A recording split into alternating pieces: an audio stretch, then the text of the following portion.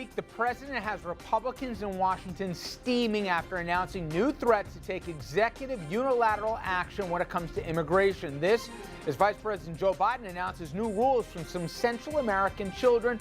We'll take a look at immigration on the national and local front coming up. And all eyes on Hillary Clinton and her potential run for the White House. Is she tweaking her campaign strategy and doing more when it comes to reaching out to women voters? We're going to be speaking with New York Times columnist Amy Chozick. Plus, New York State Assemblywoman Shelley Mayer. She joins us as we discuss laws that we may see passed or fail in Albany following that state's Senate takeover by Republicans. Good evening, everybody, and welcome to RFL. I'm Richard French. Thanks so much for joining us tonight. And we're going to start with a look at immigration reform. Today, President Obama announced that he is preparing to take executive action due to Congress' inaction on the issue. A battle is brewing in Washington over immigration reform. I gave the House over a year to go ahead and at least give a vote to the Senate bill. They failed to do so. And now it's no longer a matter of if, but when President Obama will take unilateral action. Today in Burma, he said he has made it clear to Republican leaders that he would use all the lawful authority that I possess to try to make the system work better. And that's going to happen. Republicans, for their part, they are livid. The president is going around them. We're going to fight the president tooth and nail if he continues down this path. A final plan is expected to be presented to the president next week. After he makes a decision, the White House, they'll brief congressional leaders before a public announcement. Likely action for the president would include protections for around 5 million immigrants living here in the U.S. illegally, including the parents and spouses of U.S. citizens or permanent residents. I hope the president would give us an adequate time to be able to work together to try to begin to build a bipartisan consensus.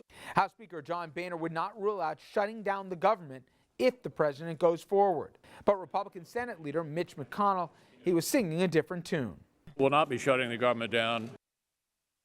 Senior administration officials said the president will likely go big because opponents will be upset no matter what action he takes. And today, Vice President Joe Biden announced a new government program granting refugee status to people who are under the age of 21 and are from the following countries: Guatemala, Honduras, and El Salvador.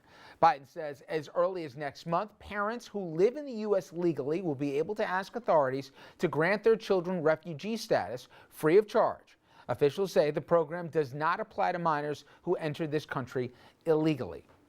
And Democratic New York State Assemblywoman Shelley Mayer, she represents the great city of Yonkers in Albany. She joins us now along with Dominic Carter, political journalist and author. And I'll get to the politic play on it, but try and put a human face on this. I'm sure you've got residents who heard what the president said today, heard what the vice president said today. And before we get into what the Republicans may or may not do, this would change lives, wouldn't it?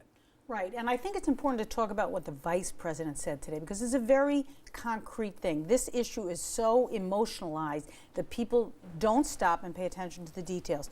He said the parent is here legally. The child is in one of these three countries. The child, rather than going through this illegal, dangerous path to coming to be with their parent, is now going to have an opportunity to come to the United States in a refugee status. Now, for many people in my district who have children in these three countries where the parent is here legally and working and contributing, this is an opportunity to bring their children along in a safe way. I can't imagine why there would be such a hubbub in opposition to this. This is a humanistic, very reasonable path to bring younger children here and to avoid the kind of catastrophe that we talked about on this show earlier when young children were climbing on trains and trying to hop over from Mexico to the United States. This is a reasonable path.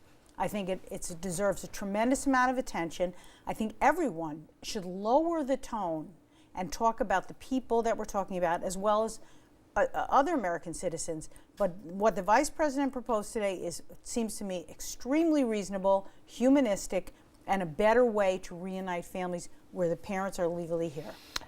Don, let's talk about the president played here, because I can argue it's a perfect parlor game. You sit down with consultants, strategists, etc.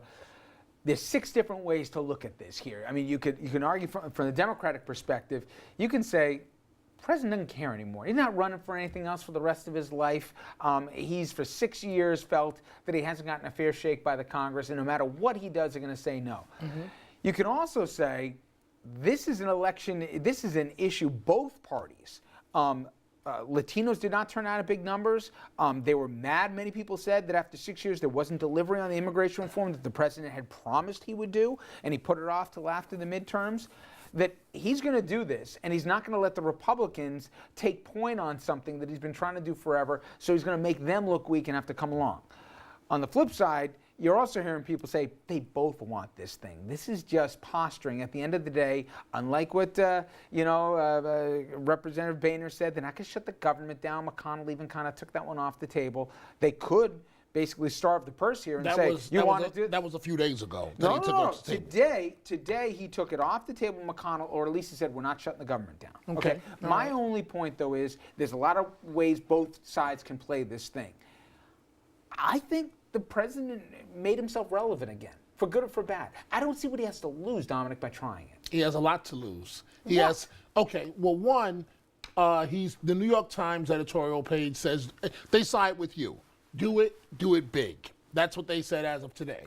But the Times editorial page is not going to be there when the Republicans are battling him every single day of the final 2 years of his office. I'd agree with you, Dominic, but what happened for the first 6 years? Right. Okay, the Senate passed the immigration bill. The House has not acted on it. But all I'm trying to say to you, and I just want to merge a little bit of what the Assemblywoman had to say as it relates to the announcement of the Vice President today. You said that you don't see how anybody could be against this. I happen to agree with you, and perhaps Richard is right.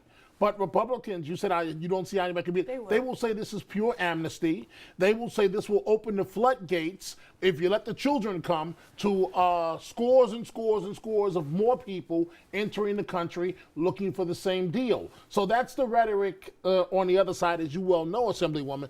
The president, I can understand him wanting to deliver on a campaign promise to Latinos that he's put off for some time, Richard. But I just see it the flip side of you. I don't really see the upside of going to war with Congress. You've been involved in political party strategy. Isn't it as simplistic as I'm going to make it? I'm going to oversimplify it. Isn't it better to be on offense than defense? And after a while, isn't it good to flip the script? The president's constantly on defense. And I could spend an hour listing the issues here that he's being reactive rather than proactive. He's dictating the terms right now. Now, maybe they don't go along. Maybe they say, you want to try and do this? You're not going to find any funding. We'll attach poison pills to this. We'll attach all these other things. I know how the game works. But at least he's the one dictating the agenda, which has been so different than the last 2 years. Well, I think there's a different issue here. I think the majority of Americans, including those that just voted for their Republicans, actually want some kind of immigration reform. And some of the strategy is that he opens the door with this, they come back and they take some action to get rid of the executive action because this is their political thing. And in the process, they come up with some half immigration reform that allows Republicans and Democrats to vote for change about immigration. Most Americans, the polls show, do want some change. So you might be right that he takes the offensive strategically and allows some half or loaf to get done ultimately by them coming back and getting rid of the executive action. Looking like they've gone to war against him, but they all secretly got some little immigration change that takes this issue a little bit off the table for the next go-round. So I just want to put that out there. I got to get to the next one real quick here.